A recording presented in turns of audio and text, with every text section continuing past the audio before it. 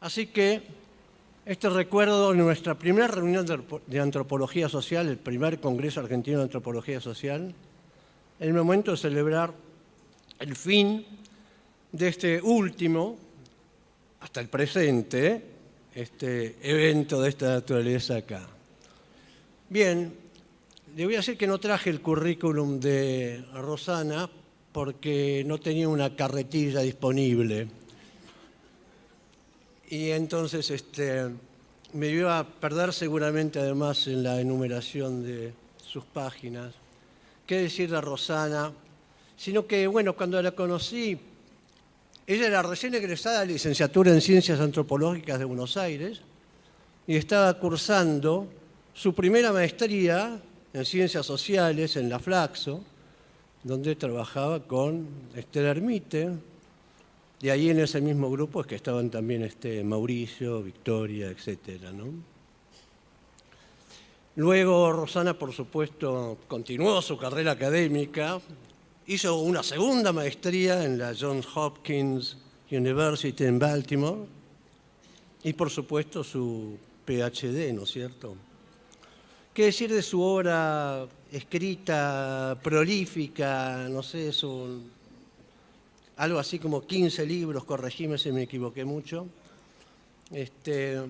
donde podemos destacar muchísimos, pero por supuesto El salvaje metropolitano, tal vez su máximo bestseller, y luego como producto de su trabajo sobre Malvinas y sobre los pilotos de Malvinas, Ojo de Halcón, y también libros dedicados a Esther Ermite, y muchos otros, por cierto.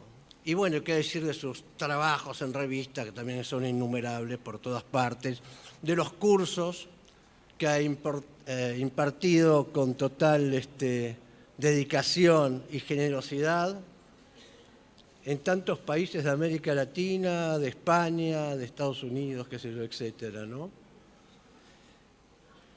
Y especialmente en nuestra maestría, recién iniciada en el año 1995, el momento que era la única maestría en antropología social del país, en el 95, bueno, ya en el 97, Rosana vino a dar su curso de métodos etnográficos, el cual desde entonces invariablemente ha repetido en su título, me refiero, y en su enseñanza, durante todos los años, hasta el presente. Así que la tuvimos acá en noviembre, a Rosana, dando cursos de métodos etnográficos, y esperamos tenerlas también el año que viene, como viene haciendo desde hace más de 20 años. A ella, entonces, todo nuestro agradecimiento por este gran servicio.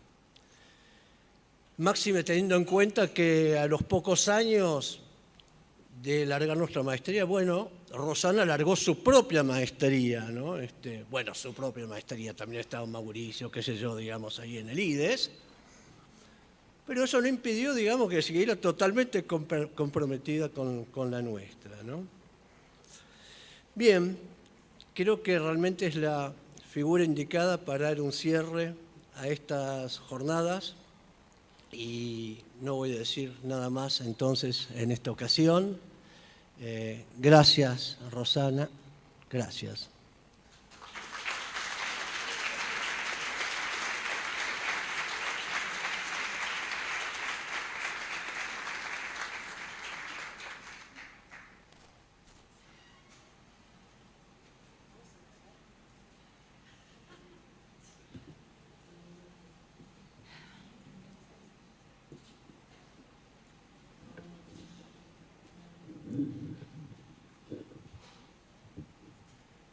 Ram, ram.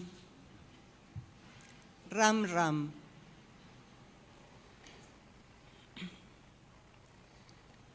Facciant, facciant septuli when we run, facciant septuli when we run, facciant septuli when we run. Lepfi, contañiñu que ni mit que tran, Afenilok betrelei mudaienem, kneina ukanche, kaptuaienem, fachan ulepuliwem, fachan ulepuliwem, fachan ulepuliwem. Kakpale istatanyifai, kakpaliye que sunyufisai, kakpaliye que sunufisai, kakpaleyu, kapkaweyu, kapkaweyu, kapkaweyu, kapkaweyu.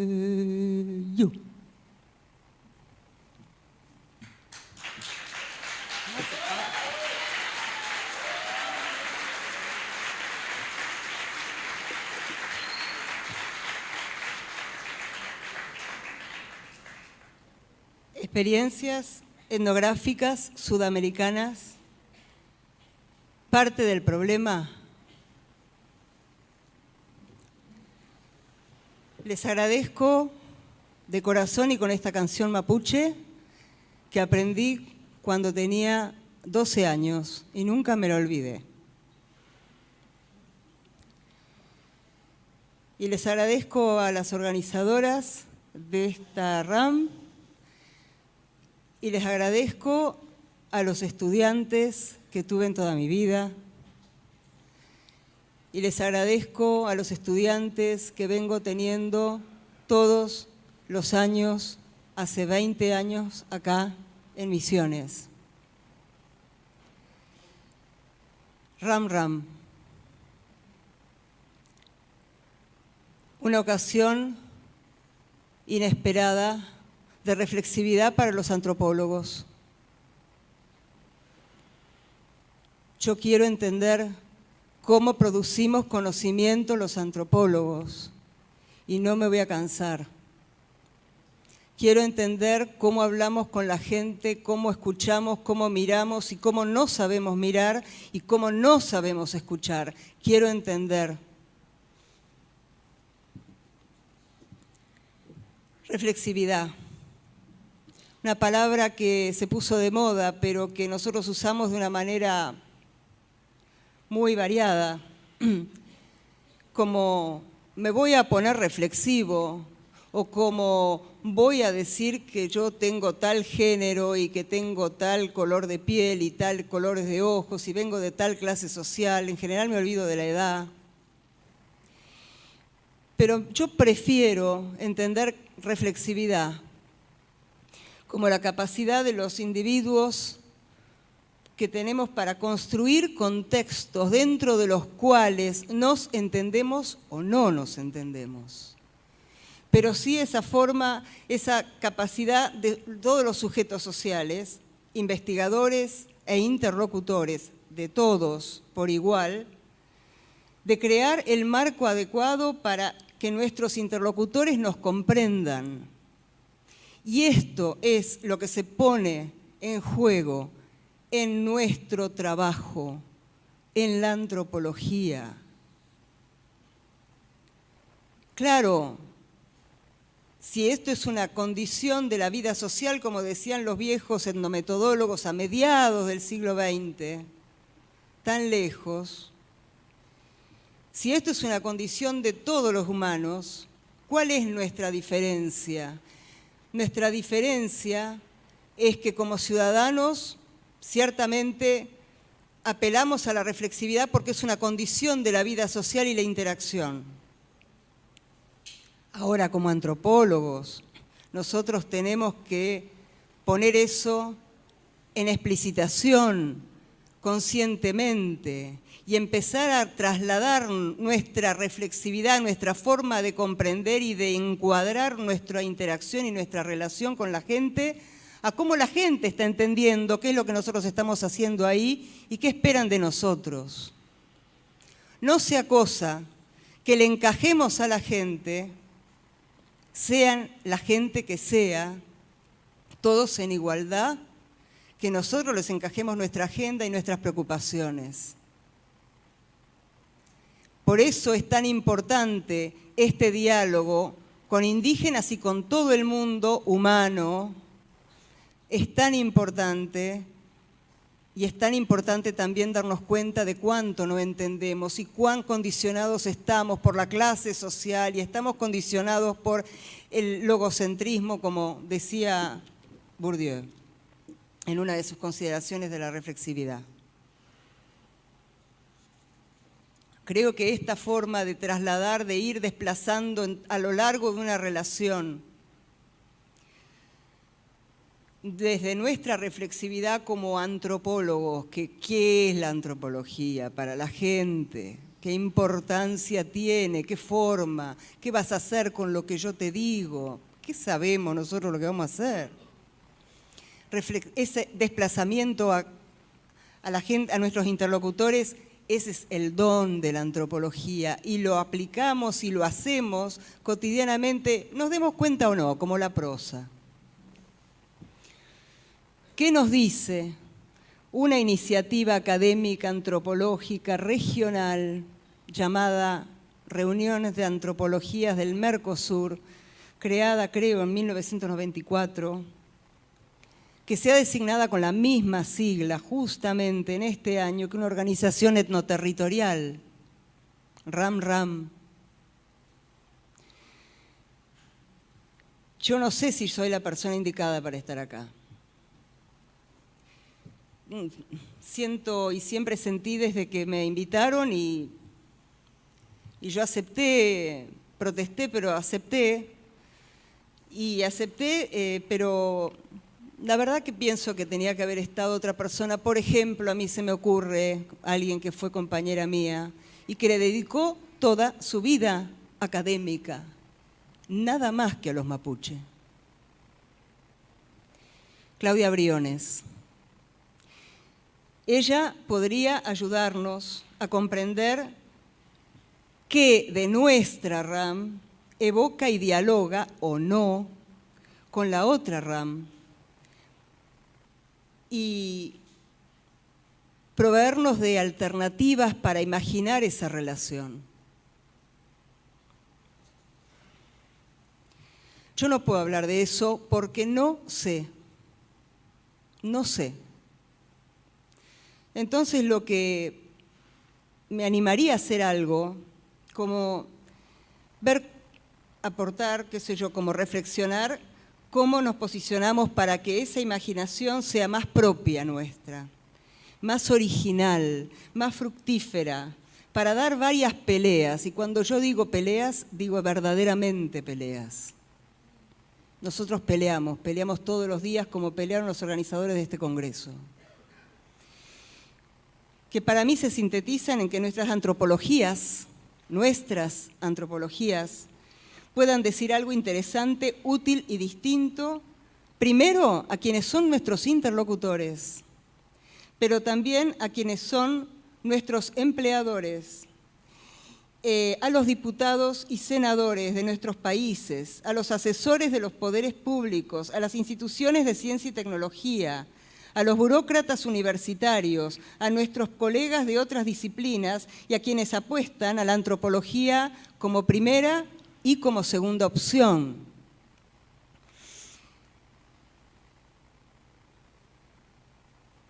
Para mí, el lema de esta RAM encierra precisamente todo esto de manera formidable.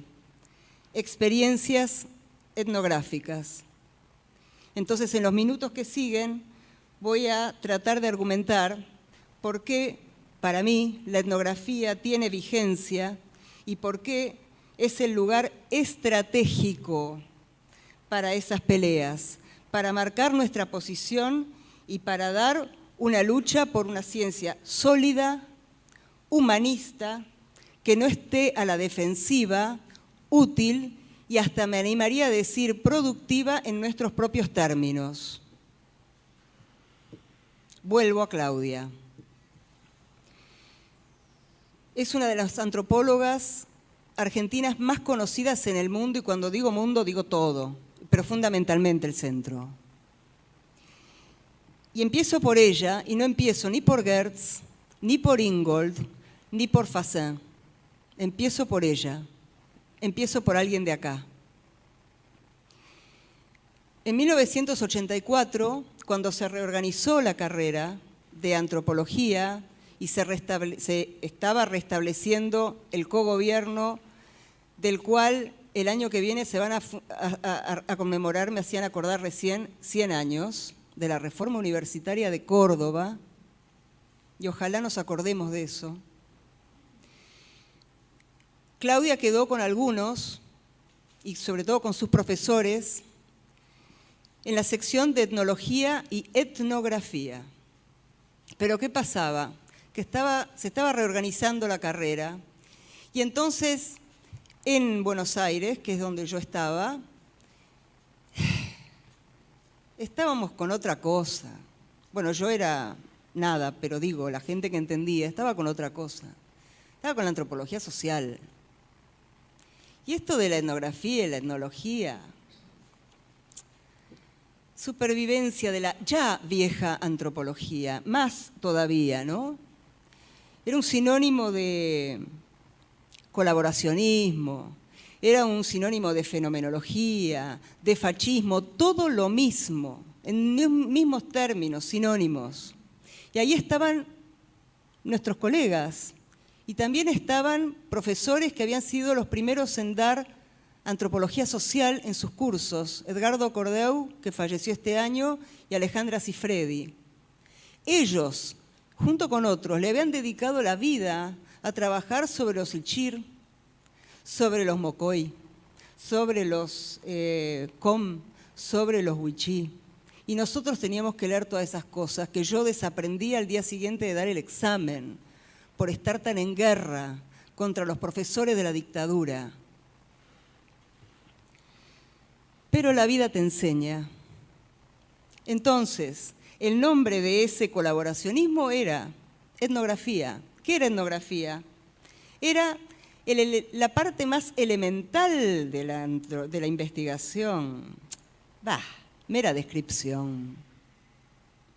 En realidad esto no era nuevo, porque por una extraña convergencia, la antropología, que ya era vieja, que era la antropología del centro de Europa, que era la del Volkskunde y Völkerkunde, el estudio del pueblo, de la propia nación, y el estudio de los pueblos de ultramar, Volkskunde, folclore, Völkerkunde, etnología, ellos también tenían en menos a la etnografía, porque ellos decían que en realidad nuestro objetivo era pasar de la mera descripción hacia la comparación y la teoría. La teoría. Muy mal nombre la etnografía. Yo era parte de eso, por supuesto, ¿no? Había que pertenecer a los nuevos tiempos que se venían, y además yo quería ser antropóloga social, pero no tenía la menor idea de lo que era la antropología social. Es más, en general, en la Argentina, no se tenía la menor idea de lo que era la antropología social, salvo en un lugar que era Misiones.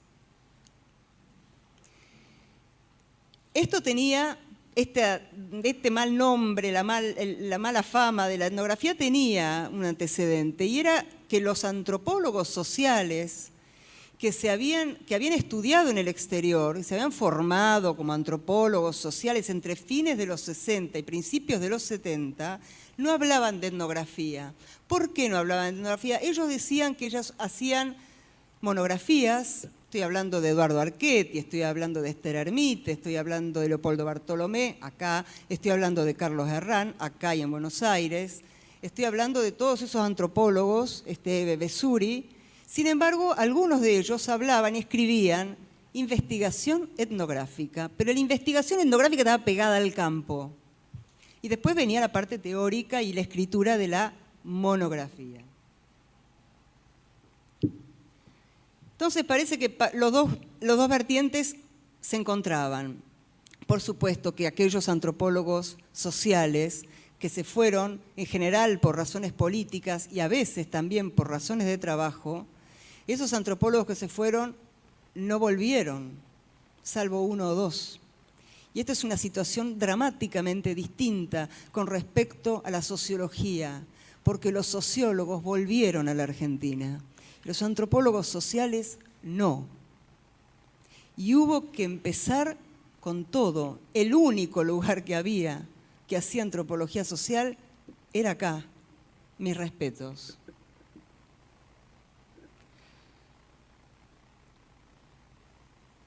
Fue entonces,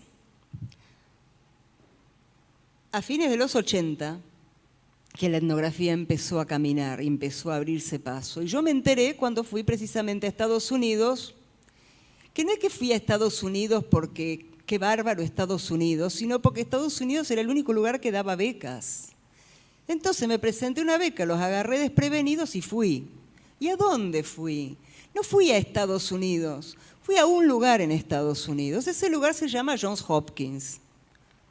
¿Qué importa Johns Hopkins? Y bueno, porque en Johns Hopkins estaba un señor que se llamaba Sidney Mintz. Yo no lo conocía a Sidney Mintz, pero Sidney Mintz era el hermano antropológico de Eric Wolf.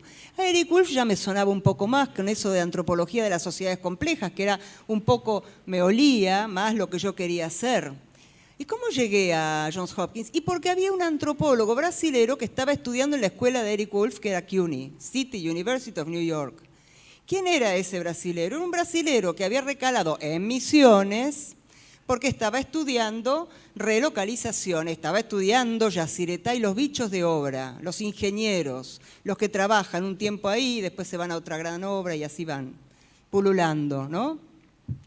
Ese antropólogo brasilero que me recomendó este lugar, que yo no tenía la menor idea que existía, es Gustavo Lins Ribeiro.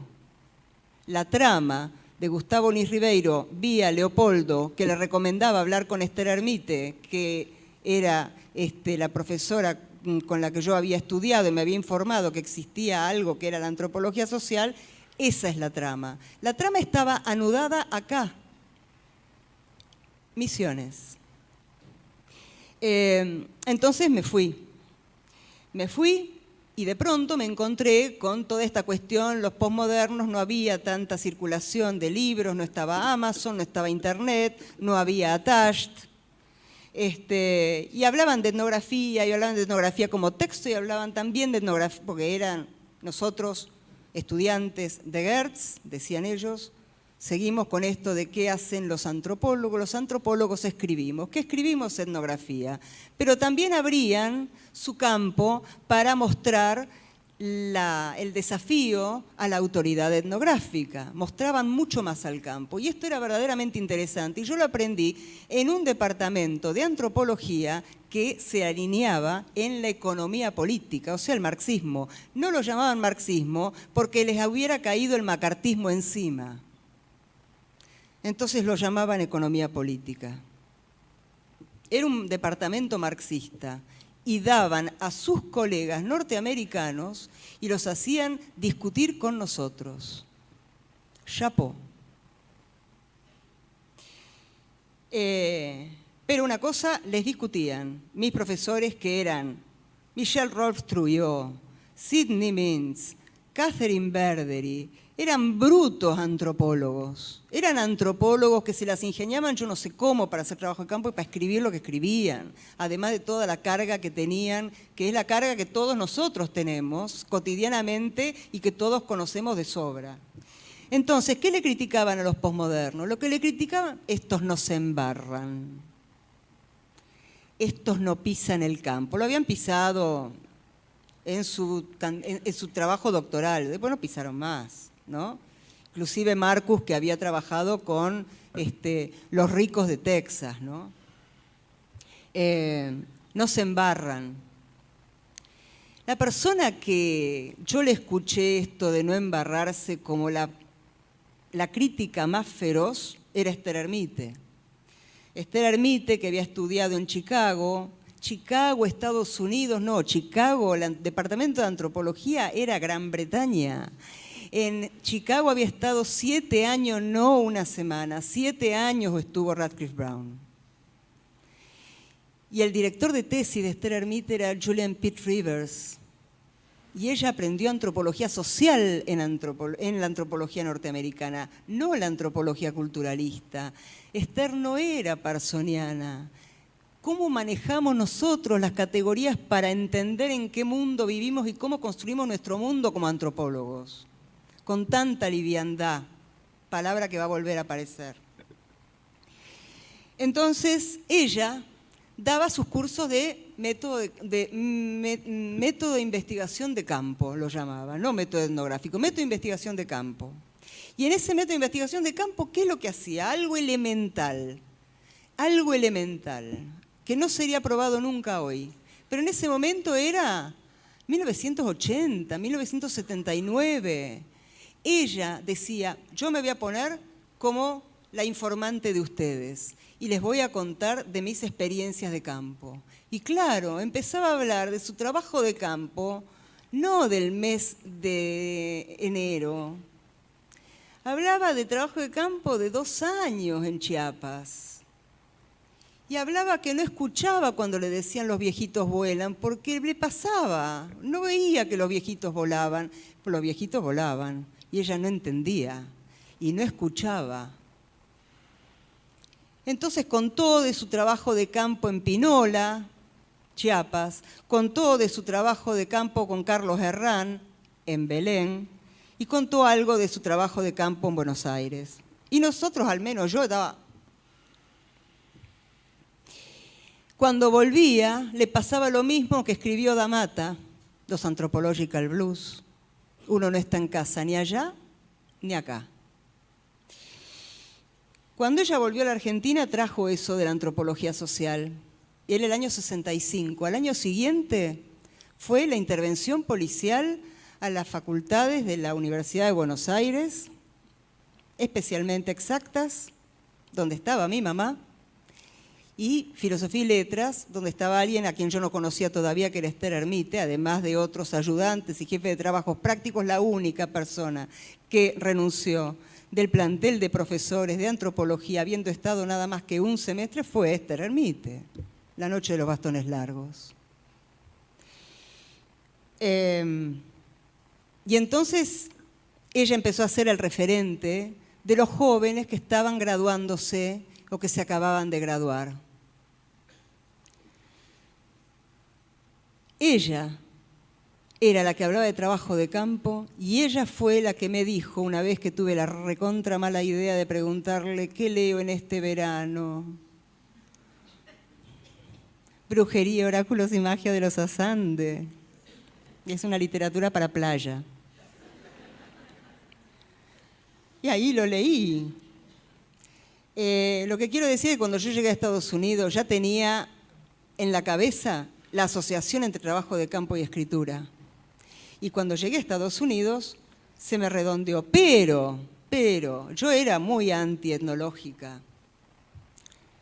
Pero vinieron los exámenes de candidatura doctoral que son infernales y entonces me la pasé leyendo y tenía que armar una lista por tema, eran 2 temas y era una lista por área. Y era el área, ¿qué era el área? Cono Sur, obviamente, yo iba a trabajar sobre la Argentina e iba a trabajar sobre la Argentina.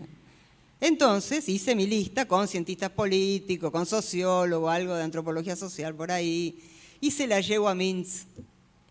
Y Mintz, que no era fenomenólogo, que no era facho, me dice, acá falta etnología.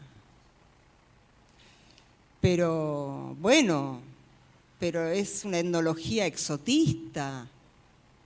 Acá falta etnología. Acá falta el Handbook of South American Indians. Chao. Pero si hay muchos que ya no existen, me mandó a leer.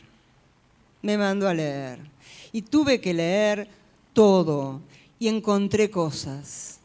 Y encontré que aquellos fachos fenomenólogos hablaban también de los mitos políticos de Eva Perón, y me encontré que también hablaban de los mitos urbanos, y que hablaban en el idioma de sus épocas, pero hablaban de estas cosas. La ocasión para hacer algo con todo esto me la ofreció Misiones, porque cuando me invitaron a dar el curso, yo dije, yo voy a compartir con mis estudiantes la lectura de los trabajos de antropología social que no conocemos en la Argentina. ¿Qué? Tenencia de la tierra y estructura social en Santiago del Estero, Eve Besuri. tesis doctoral en Oxford. Los colonos de Apóstoles, de Leopoldo Bartolomé, que se estaba publicando en una editorial de segunda, en inglés, tapadura, que no le iba a comprar nadie, y él lo había mandado a traducir a una persona de habla portuguesa, al castellano. Con lo cual, mis estudiantes, cuando leían, hablaban de los poloneses de acá y los poloneses de allá. Entonces yo le decía, ¿quiénes son los poloneses? Los polacos. ¿Y por qué no decimos polaco? Es más o menos como lo del coffee break. ¿Por qué no decimos intervalo? Es una moción para la próxima RAM. Estaba también The Welsh in Patagonia, de Glyn Williams, que era un argentino que se fue a Cardiff, a su Gales prenatal. Se fue a Gales e hizo un formidable libro sobre la estructura social de la presencia galesa en Patagonia, que es así. Mis estudiantes de acá me parece que me odiaban, pero también estaba La decencia de la desigualdad, que era un reestudio de Christiane Stollen sobre el norte de Santa Fe, revisitando lo que había visto en vena totalmente marxista en el 73, 74, pero con la teoría feminista. ¿Quién conocía esto? ¿Quién lo leía? Nosotros hablábamos todo el tiempo de memoria, no teníamos la menor idea de lo que habían hecho los poquitos antropólogos sociales. ¿Y quieren que les diga una cosa? Había un libro que fue formidable, que se publicó en 1977, resultado de la reunión del grupo de articulación social que dirigían Leopoldo Bartolomé y Esther Ermite, donde estaba gente como Roberto Cardoso de Oliveira, estaba gente como Carlos Herrán, como Eduardo Archetti, como Christiane Stollen, como Blanca Muratorio, que se fue a Ecuador, Scott Whiteford, Cindy Greenfield y Elmer Miller. Ese libro salió, se vendió y desapareció del mapa. El año pasado, o el anteaño pasado, Silvina Merenson me dice, llamé a la editorial Amorortu y para preguntar si se puede reeditar. No, el libro estaba. Había 3.000 ejemplares en el depósito de Amorortu y nosotros no teníamos trabajos de investigación y etnografías publicadas sobre la Argentina, y esos libros estaban, pero habían pasado ya 30 años de democracia, esos libros estaban ahí. Eran estos textos que yo que leí y que orienté en la lectura. Estos textos, ¿se llamaban etnografías? No, sus autores no los llamaban etnografías. ¿Por qué? Porque creo que se querían diferenciar de lo que era la etnografía de la UBA y de la Universidad de La Plata. Lugares a donde ellos nunca accedieron, todos estos antropólogos sociales. Sin embargo, eran textos orientados por problemas en cuyos argumentos se entretejía material de campo, material secundario y discusiones teóricas. Sí eran etnografías. Yo las podría llamar etnografías. Esas obras hablaban de la Argentina desde una perspectiva histórica. Ninguna de esas etnografías era ahistórica, como suele decirse. Y esas etnografías mostraban desde Chubut hasta Misiones todos los procesos de nacionalización desde el siglo XIX. ¿Cuándo habían sido los momentos de gran homogeneización y nacionalización de los grupos extranjeros y de sus descendientes? ¿Y cómo operaban los productos, la yerba mate y el té, el algodón, el azúcar? Estos textos mostraban, alardeaban de trabajo de campo, estaban repletos de trabajo de campo, porque sus autores habían estado por lo menos un año haciendo trabajo de campo y se habían embarrado por demás.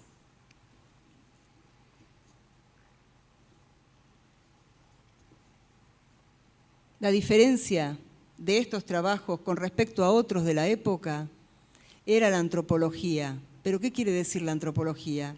La antropología es que la teoría estaba vista desde el campo, no desde el aula, ni desde la biblioteca, ni desde la discusión, solamente desde la discusión entre pares. Estaba vista desde el campo y desde ahí arremetían. Y así descubrieron categorías que no existían en la literatura de entonces, como por ejemplo colono. ¿Qué movía a estos antropólogos? A estos antropólogos los que los movía, que tenían 30 años, 40, Esther, que era la más vieja, 45, lo que los movía era entender a sus interlocutores como actores políticos. Por eso se preguntaban, por ejemplo, ¿por qué los polacos y los ucranianos yerbateros no se unían a las ligas agrarias? O ¿por qué en el norte de Santa Fe las ligas agrarias fracasaron con los mayores y no fracasaron con los jóvenes?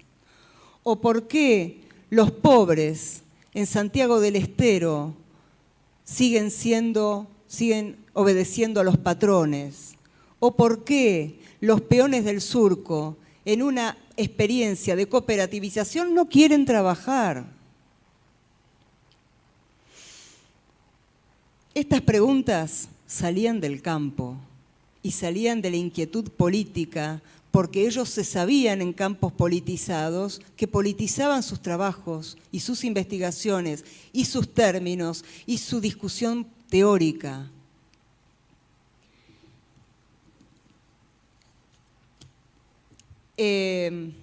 Pasó el tiempo y fui a dar un curso a Córdoba sobre antropología argentina. Entonces lo primero que se, para leer esto, ¿no? Y entonces les pregunté cómo leían los textos de antropología, las etnografías, siendo que eran estudiantes de maestría y de doctorado, ¿no? Que se supone que tienen que hacer después la tesis. Y me contestaron que, al toque me contestaron, no, yo lo que miro es la bibliografía, porque con la bibliografía te das cuenta cómo está posicionado el autor. ¿Y para qué te sirve saber cómo está posicionado? Porque según la teoría, vos ves el campo. Cagó el campo. Así, lo tengo que decir de esta manera. El aumento, el incremento, el engorde de la cuestión teórica y la discusión teórica enflaquece al campo, porque el campo no tiene dónde meterse, no tiene cómo abrirse paso. Y nosotros somos responsables de eso.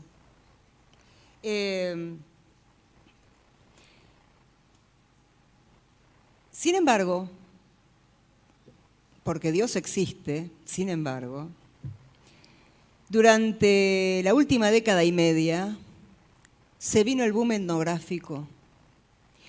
Y ese boom etnográfico empezó todo el mundo a hablar de etnografía. Un montón de colegas de otras disciplinas se empezaron a acercar a la antropología para hacer etnografía en busca de nuevas herramientas. En verdad, Dios viene aliado con el incremento de grados y posgrados. Viene aliado con un montón de profesores. Viene aliado con la industria de la editorial mediana y pequeña, algunas de las cuales publican nada más que antropología y publican las tesis que hacen esos estudiantes que están en los nuevos grados y posgrados en la Argentina. Y también estas instancias, ¿no? Yo me escribí algo acá, así tipo, yo no sé quién se acuerda de Piero, pero Piero decía que lindo es sentarse en la puerta de un bar y ver a la gente pasar y empieza a describir cada uno. Bueno, yo entonces ahí me puse que sí, son cada vez más multitudinarias, cada vez tenemos menos tiempo para el debate y para la presentación. Y la verdad que lo que tengo ahora es un privilegio, porque tengo mucho tiempo, y la verdad que sería, y acá hay mucho más tiempo que en otras reuniones internacionales, pero muchísimo más tiempo para discutir. Pero entonces en estas reuniones, por aulas y salas, pasillos, mesas de exposición y venta de libros, cafés, plazas y paseos de compras, la placita, nos mezclamos los antropólogos de cuna y los recién llegados, los estelares y los caídos en desgracia, los antropólogos posmodernos, los multiculturales, los interculturales, los antropólogos clásicos, los obedientes, los alineados, los antropólogos críticos, los francófilos, los anglófilos, los argenbras y los argenmex, los antropólogos comprometidos, los políticamente correctos, los antropólogos científicos, los globalizados, los descriptivos, los teóricos, los comparativos y muchos más tipos de antropólogos que nosotros tenemos.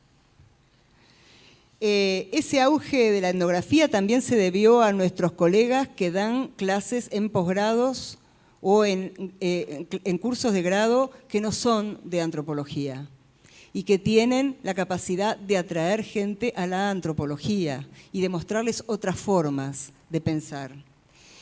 Y ciertamente fueron los estudiantes de ciencias sociales y de humanidades, no antropológicos, los que hicieron este boom etnográfico, porque vinieron a pedirnos la guía, porque vinieron a pedirnos herramientas. ¿Por qué nos vinieron a pedir herramientas? Porque no se las daban en sus grados, ni en sus posgrados siquiera. Ahora, ellos no querían transformarse en antropólogos, pero sí el punto de negociación fue la mirada antropológica. Entonces, con la mirada antropológica negociamos que ellos vinieron y empezaron a ver a través del trabajo de campo y de esas nuevas herramientas, empezaron a ver la antropología y también la teoría antropológica. Y esto se vio en el 2001. En el 2001, el 60% de los estudiantes que entraban en un posgrado de antropología querían estudiar al nuevo actor social, la nueva identidad política llamada piqueteros, que en otras épocas hubieran sido denigrados como lumpenproletariado. Eduardo Archetti, me acuerdo, que decía con bastante sorna, los piqueterologists. Y sin embargo, lo que no se daba cuenta era con un flor de desafío, como en el caso de él, con los colonos de Santa Fe. Era un gran desafío. Llegamos entonces a la actualidad. Es sorprendente cómo la palabra etnografía es diagnóstica con todo este recorrido que hacemos y llegamos a la actualidad. ¿Ustedes qué creen que puede pasar si todo el mundo está hablando de antropología? Si alguien sabe de Bourdieu, diría, no, la etnografía no. Lo que caracteriza a la antropología no es la etnografía. Y hay colegas que son de primera y que empezaron a mostrar como una molestia con esto de la etnografía, ¿no? Colegas argentinos estoy diciendo, yo estoy hablando de acá. Entonces, dicen, por ejemplo, bueno, que hay mal uso, que es mal uso por lo generalizado y simplificado, que la noción de etnografía como sustituto de método etnográfico y de antropología no camina,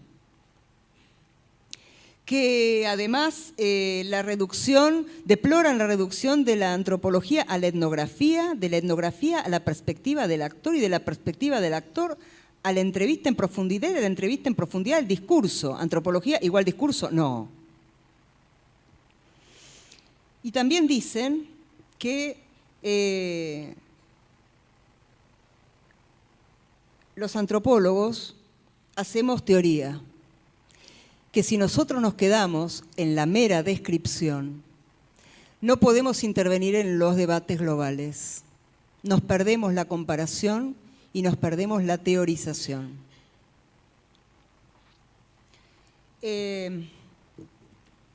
Estos autores, algunos de ellos, los que escriben sobre esto y los que no escriben pero lo comentan, retoman un debate que está a full en Gran Bretaña.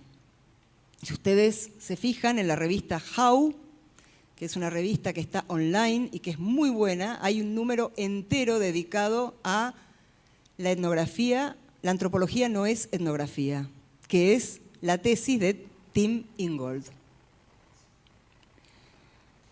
Tim Ingold llega a separar estas dos disciplinas, o sea, como disciplinas, diciendo que no hay nada de malo en ser etnógrafo.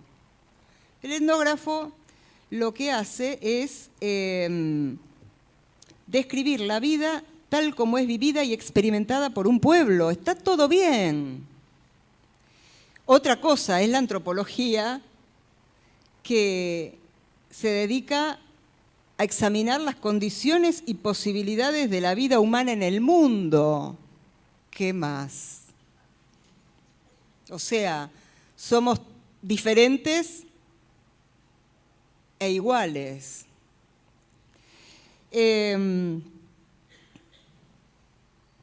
Bueno, yo he leído Ingold y realmente me parecen muy interesantes y muy sugerentes muchas de las cosas que él propone. No es este el caso, pero me parece que lo que tenemos que hacer es contextualizar los debates y no lo hacemos. Nosotros podríamos decir, estos que están acá despotricando contra la etnografía es porque son elitistas y porque quieren separar a los que se arriman a la antropología, que vienen por la etnografía, y vienen por la etnografía. Pero me parece que ellos no son elitistas, en verdad. Me parece que lo que es interesante es distinguir cuáles son los contextos que crean cada debate. Y efectivamente, el contexto que crea el debate de Ingold no es el contexto que se crea acá, donde tanto tiempo nos costó. Ahora que tenemos un lugar en las ciencias sociales y las humanidades, resulta que nos quieren birlar la etnografía. Y que nos dicen que el trabajo de campo, es bueno, el trabajo de campo. Me parece que habría que hacer una distinción, que es, una cosa es decir que la etnografía, entendida como trabajo de campo y como género textual, no caracteriza a la antropología, y otra cosa es afirmar que quienes invocan hacer etnografía lo hacen con extrema liviandad. Y obviamente buena parte de lo que yo vengo diciéndoles es que creo que la etnografía, que es el corazón de la antropología, a mi modo de ver, se basa en la etnografía y el trabajo de campo. Hay un dato, ¿no? Los antropólogos que estaban haciendo trabajo de campo en Tucumán en 1974, 1973, 1974, con el operativo Independencia, no estaban haciendo trabajo de campo para hacer avanzar la teoría. Y los antropólogos nos involucramos en caminos existencialmente solitarios. Y además en el campo estamos siempre entre varios fuegos, y a veces fuegos de verdad, y estamos desprotegidos y sin los lazos que tienen los demás en el campo, porque no tenemos parentesco, porque no tenemos las otras solidaridades, o al menos esta era la experiencia de estos antropólogos en esa época. Menudo esfuerzo para hacer avanzar la teoría. No era ese el objetivo de los antropólogos de entonces. Obviamente que a mí me parece que la opción entre teoría y trabajo de campo, me parece, es falsa disyuntiva.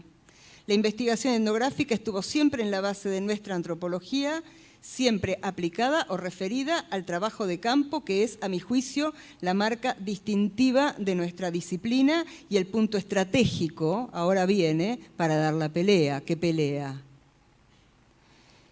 Me refiero al trabajo de campo, no me refiero al campo. Me refiero al trabajo de campo, a todo lo que trabajamos en el campo. Y no me refiero al trabajo de campo como el lugar de la extracción o la recolección, sino que me refiero al trabajo de campo como un trabajo con las personas con las que estamos tratando de entendernos, o por lo menos nosotros de entenderlos a ellos, y ellos también nos tienen que entender a nosotros porque si no, no nos dan ni la hora.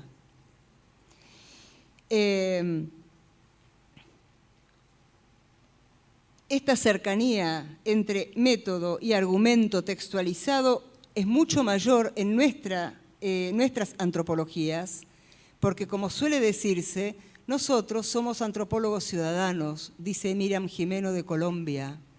Esto no garantiza todo, no lo hace todo, pero por lo menos nosotros decimos, es que ahora no se puede hacer trabajo de campo de tanto tiempo. Si nosotros estamos ahí,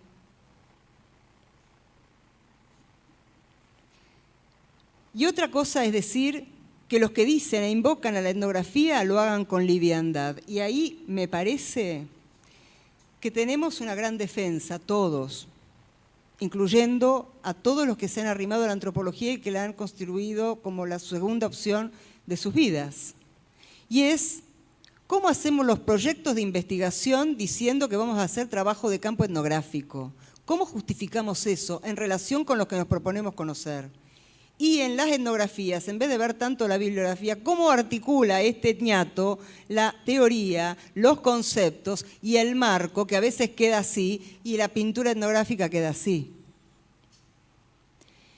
Me parece que ahí está la cuestión, en cuanto a academia, claro. Estamos de acuerdo con que la popularización de una forma, una figura, una práctica, suele acarrear casos de mala praxis. Hay muchos malos textos. También hay malos textos en otras disciplinas. Pero ¿por qué tenemos que abandonar el término etnografía? ¿Por qué tenemos que abandonar el trabajo de campo? ¿Por qué tenemos que adoptar el término inespecífico y escolar de monografía? ¿Somos parte del problema? Sí somos parte del problema. ¿Por qué? Porque no sabemos transmitir el trabajo teórico que acompaña, que ilumina, que sustenta, que discute con el trabajo de campo. Esteban Crotz, el austríaco radicado en México, nacido en Barcelona,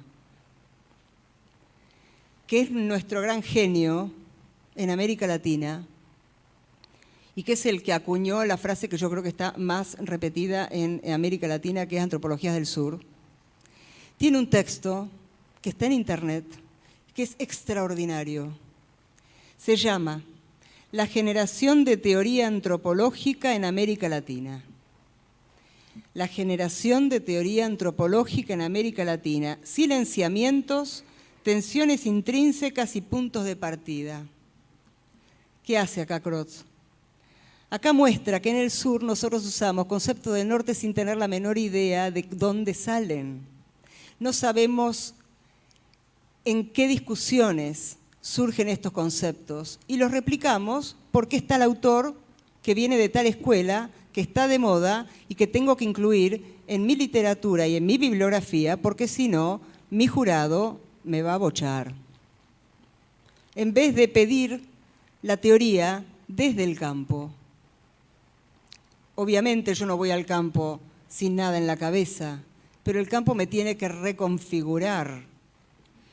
Él dice que nosotros usamos los conceptos y las teorías como si fueran cabezas que van y vienen y que una cabeza puede trasplantarse de un lugar a otro sin ningún problema. Nosotros no problematizamos de dónde salen esos conceptos. Los conceptos y los autores tienen patria. Provincialicemos las antropologías del norte, no solamente las nuestras. Y me parece que aquí reside un posible meollo de la cuestión, etnografía, trabajo de campo versus antropología, teoría. La discusión teórica vino ocupando un lugar más y más dominante, relegando el trabajo de campo a una posición, de hecho, como fuente o cantera de datos. Y creo que solo así es posible trabajar con las teorías como si vinieran de otra parte y como si bajaran como las tablas de la ley. En cambio, afirmar, por ejemplo, otra metáfora, que la teoría se suscita en el campo, se despierta en el campo, que viaja y prueba en otros lugares, en otros campos, y que después vuelve como renacida o con un brazo menos, vaya uno a saber, que hay teorías que viajan lejos, hay teorías que viajan poco, como el tango y la chacarera, decía Archetti, y que la vigencia de una teoría no tiene tanto que ver con la verdad, tiene que ver con la plausibilidad, tiene que ver con la época, con lo que se está discutiendo, con lo que le preocupa a la sociedad y con lo que nos preocupa a los antropólogos como parte de esa sociedad.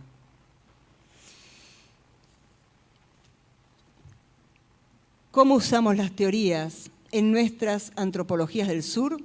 Significa preguntarnos cómo hacemos trabajo de campo, cómo nos insertamos en nuestros países y en otros, y por qué en ciertas épocas le concedemos especial atención a algunas escuelas o autores y en otras esos son olvidados rápidamente. Las preguntas podrían seguir, pero lo que quiero afirmar es que referirse a la teoría de esta manera significa internarse en el sentido común y en el sentido político que tenemos los antropólogos y explicitarlo como parte de esas reflexividades de las que hablaba al principio. Ese colega nuestro, Marcio Goldman, tiene un artículo muy conocido por muchos de ustedes que se pregunta, ¿por qué nosotros tomamos en serio, yo soy ateo, ¿por qué nosotros tomamos en serio cuando nuestros interlocutores nos hablan de religiones afrobrasileiras, pero no los tomamos en serio en la opinión política? ¿Por qué? Ponderar el quehacer teórico como entramado en el trabajo de campo significaría aprender a hablar y a escribir sobre el trabajo de campo y a discutir sobre el trabajo de campo. ¿Cuántas comisiones hubo sobre trabajo de campo en la RAM? Significaría también explicarle a quienes nos financian que no hay conocimiento novedoso, interesante, útil y recíproco sin tomarnos el tiempo para conocer a la gente y que la gente no tiene que cumplir el tiempo para que nosotros publiquemos un paper.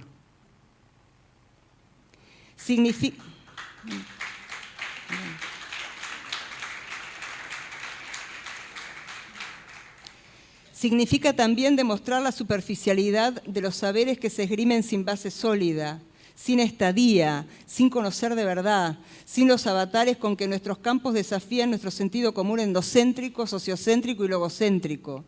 Significa poner en evidencia que para publicar hay que tener algo que decir. Y para tener algo que decir hay que estudiar y hay que trabajar un montón. Si nos deshacemos de la etnografía, no podremos convencer a nadie. En primer lugar, no vamos a convencer, a los primeros que no vamos a convencer es a nuestros interlocutores. Y mucho menos a nuestros empleadores, pero lo que a nosotros nos importa son nuestros interlocutores. Que nuestro conocimiento es algo distinto y que este conocimiento que nosotros lo que escribimos habla de ellos. Y si nos vanagloriamos de una teoría sin raíces genuinas en nuestros campos y en nuestras sociedades, tampoco vamos a poder convencer a nuestros interlocutores que nosotros somos importantes. Y finalmente, si nos regodeamos de nuestro exclusivismo antropológico, encumbrado en esa vanguardia teórica, nos vamos a quedar solos. Nos vamos a quedar solos con nuestro gran saber antropológico y solos en las ciencias sociales y en las humanidades. Y creo que nunca como ahora nosotros somos el polo de atracción de las ciencias sociales y las humanidades. Y las noticias nos dan la razón. Y tenemos que intervenir más. A todo esto lo llamo experiencias etnográficas. En esta reunión de antropologías del Mercosur, en una disciplina aprendida de primera mano, desde la humildad de no saber, de aprender en términos vivenciales, con el propio cuero, con la teoría, con nuestros interlocutores al lado, siempre están al lado, desafiando el sentido común de los que opinan, desafiando el sentido común de los que hacen de la ciencia una obsesión por la productividad. Nosotros estamos ahí, desde nuestros múltiples campos, siempre desde ahí, experiencias etnográficas, ayer, hoy y siempre. ¡Viva la antropología!